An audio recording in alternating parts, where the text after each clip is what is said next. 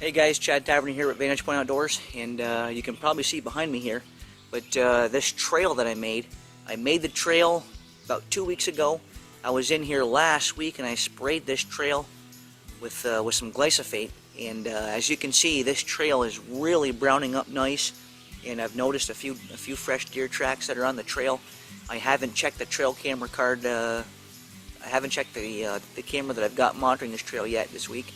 I'm going to do that here before I leave, but this trail is already being utilized by the deer, and as you can see behind me here, this is a very, very thick swamp bottom, and this trail is now probably 5-6 feet wide, and it runs for a couple hundred yards right along the edge of the swamp, and this is going to become a super deer runway. It already is, honestly, but it's as time goes on and as more and more deer locate the trail system, they're going to use it, and this is going to be a dynamite hunting location for years to come.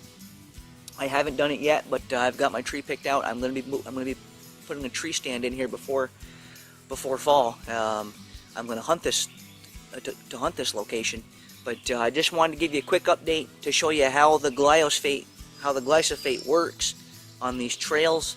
If you'll put in the effort and the energy to get the trail knocked out and to spray it down so the weeds and grasses can't come back in, and if you take the time to get all the logs and twigs and stuff out of it, I tell you what, you can really encourage deer to travel exactly where you want them to go.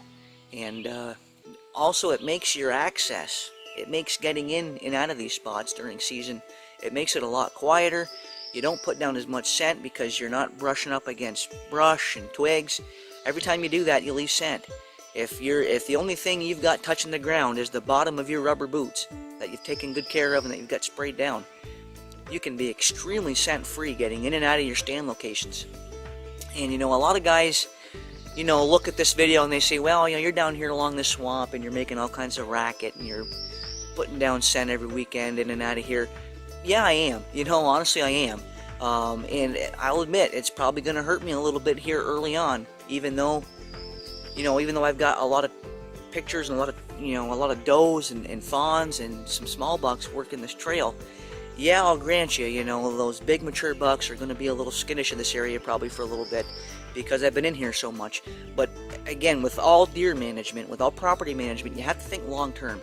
And I'm thinking long term here. I'm thinking 2, 3, 4, 5 years down the road.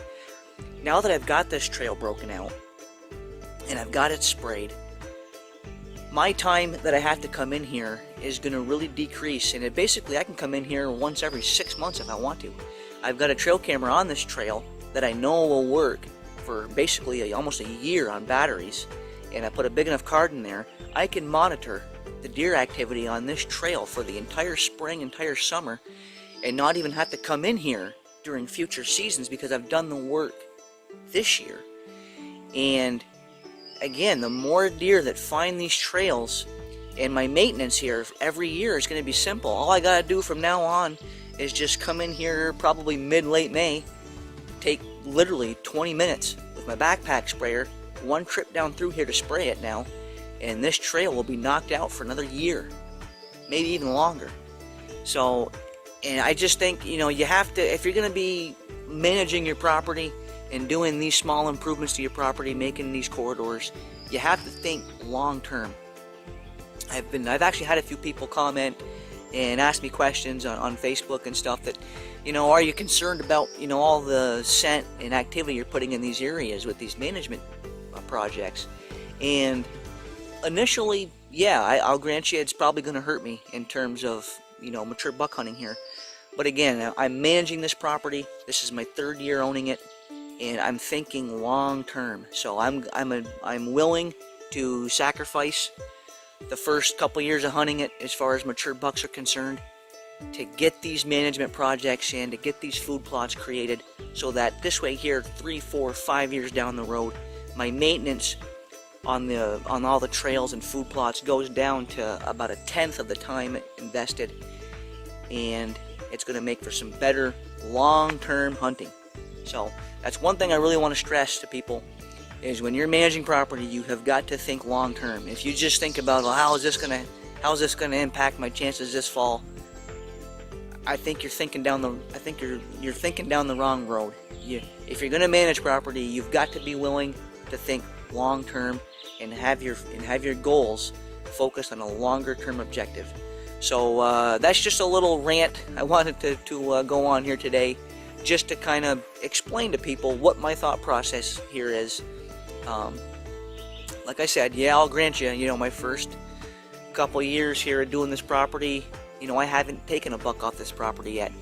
I've passed several small bucks, and I've had one exceptional buck on this property last year. I don't know if he made the winner or not. I haven't seen him since last November, but I'm hoping he's still around. But if he's not, you know what? I know that by doing all these property projects and property improvements, I'm going to be attracting those mature bucks years on down the road, and that's what my ultimate goal is here. So just wanted to just kind of briefly discuss that for you, and I wanted to give you a trail update here. As you can see behind me, the trail is doing phenomenal. This is going to be a great hunting location for many years to come, and until next time, I'll see you right here on the BPO Minute.